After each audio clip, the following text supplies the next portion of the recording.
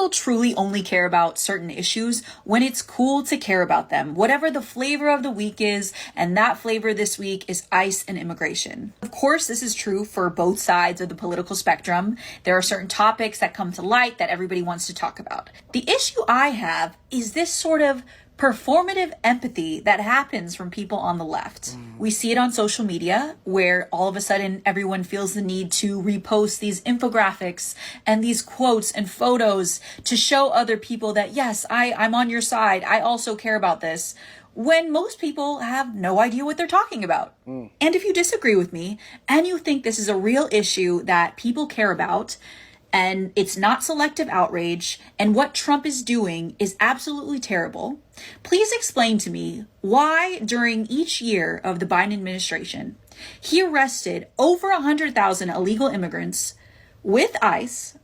How come you guys didn't protest then? Biden literally did 170,000 ICE arrests in 2023. It really shows that Democrats never really cared about deportations or ICE raids. And there's so many issues that I have this feeling about. And all I can say is, it's okay not to care about politics. I think it's a privilege that you don't have to care about politics in this country. And it's okay to not know about everything that's going on in this country and in our world. But I will say, do not have an opinion or repost something of an opinion that you cannot defend and you cannot. I agree. And that goes and rings true for everything from these different wars. Most of these people is just talking about stuff that they don't even understand. And I ain't even tripping if you don't necessarily understand it.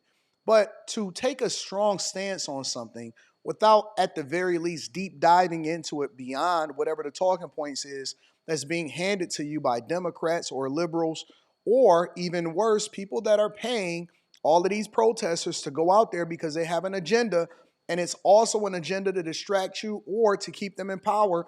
I'll give you an example. A lot of these distributions, right? And when I say distributions, I'm speaking specifically about the federal government distributing resources, or your ability to be able to have several seats depending on whatever legislation or legislative branch that you're in, is all based off of population. It may not even necessarily be based off of how many legal citizens or how many people that you get as a representative or how many votes that you get, right? And instead of being able to understand it and deep dive into the agenda, or even on a surface level, understand our Constitution, people take talking points and then they use that in order to illustrate how much they hate Trump or they hate our federal government that's in office right now. But the reality is that Trump is not doing anything different except for he's highlighting it and being more transparent about who he's deporting, how he's deporting them, why they are illegal, and it doesn't even matter. It don't matter if the person killed a Laken Riley. It don't matter all of the different parents that's missing their children. Doesn't matter if they kick police officers. Does not matter about what happened in New York City. Don't even matter about whether or not we spent billions of dollars of taxpayer money, because one of the talking points that people will make is, well, you know, they contributed to the tax system. No, they take off more resources than they've ever contributed because, number one, a lot of them get paid under the table in order to hide themselves and not be able to, justify whatever it is that they paying or what it is that they live in and all of that stuff. That's number one. Number two, they send a lot of their money back home. Number three, you're not also taking into consideration all of the resources that they use up. Police presence, infrastructure, school teachers, all of these services and these luxuries and these privileges that by default come out of our money on a regular basis, that is now being allocated into helping them. In California, Minnesota, they are paying for health care, helping them get houses. I've seen that happen in Chicago over this past year with Brandon Johnson in office. And so when I see people that then give talking points, that's not even reflective of what the Democrat Party has always been. Obama has been considered the deporter in chief. He was the one that they said was locking kids in cages, that was separating families. Trump, at the very least, is saying, listen, I'm not trying to save you. I'm not trying to separate you, but y'all can go together. I'm going to give y'all the opportunity to be able to get out of there. Then you hear people talking about sleeper cells when it's a possibility of war. Well, where do you think that would come from undocumented immigrants that are coming into this country without being vetted and they not legal. If people that are immigrants that are here legally, that actually did it the right way, are mad at people that are illegally here, then why wouldn't we be enforcing the laws and the rules that are already on the books? When you talk about all of the illegal immigration and the migration over here in the United States of America over the last 4 years when Trump wasn't in office, right? When Kamala Harris was the border czar. Prior to all of these protests in Los Angeles and Chicago and all of these No Kings protests that are paid for, but we can't necessarily trace the money just yet. When we talk about all of these things, when we pay attention to how things are playing out, right? Trump literally has a net negative amount of people that are coming into the United States of America illegally. But during the Biden-Harris administration, they were telling us that they needed to pass legislation and they needed more money in a budget in order for them to stop immigration or illegal migrants from coming over into this country, while at the same time suing Texas to open up their borders.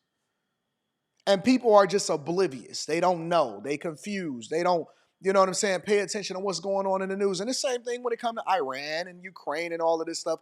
I've seen liberals supporting Iran. I said, what in the hell is going on? All because they don't like Trump. And they won't openly admit it. They won't openly say it. I mean, it happens everywhere. It's not just online. It happens in our own families. We've seen it during the election cycle. People divested themselves against their family because they all of a sudden stopped liking Trump once he ran for president of the United States of America. And we're going to sit here and say that it's not an agenda that's being pushed on the people that is ultimately eroding the fabric of what our culture is inside of the United States of America. You can't sell me on that. There's no way that you're going to convince me that there is not paid opposition that is programming our people, which is one of the reasons why Trump is going to war with Harvard University. Yep, I'm still paying attention to that. It may not be the popular thing that's in the news right now, but I'm definitely paying attention to it. And he's saying that if you want federal taxpayer money, then you're going to have to make sure that you are not creating an agenda that then prioritizes a liberal mindset that is ruining our children and forcing them to grow up and think differently than what America is about. If you look at even our immigration policies, if you look at the fact that we should not have men in women's bathrooms, what the fuck is going on? I seen Simone Biles go to war with a swimmer who had to compete against a man that tied against the man. And it's like, well, where did that come from? When did we erode the fabric of who we are so much to where we start advocating for men, biologically born men, to play in women's sports? When did we start to allow for men, biologically born men, to go into women's bathrooms? And it's like, at some point, you got to pump the brakes and you got to say, wait a minute. What the hell is this agenda? What are we supporting? What is happening in the United States of America? And if we don't, how do you think that it's supposed to get better? If we don't, what makes you think that things are going to play out for your kids and your kids' kids? We need to have standards. We need to have rules.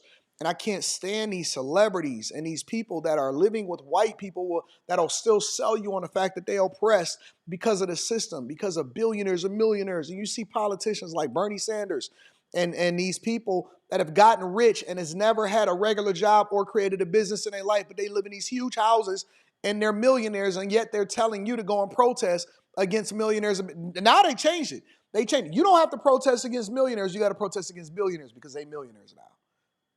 Wake up. Wake up. Wake up. Wake up. We got to wake up. Make sure y'all tap into the Patreon. Link is in the description. Teach Hanley, 40% off your first order plus 20% off of life. I love you. I appreciate you. Always linking back to the content creator because it's the right thing to do regardless of whether I agree with him or not. Let me know what y'all think inside of the comments.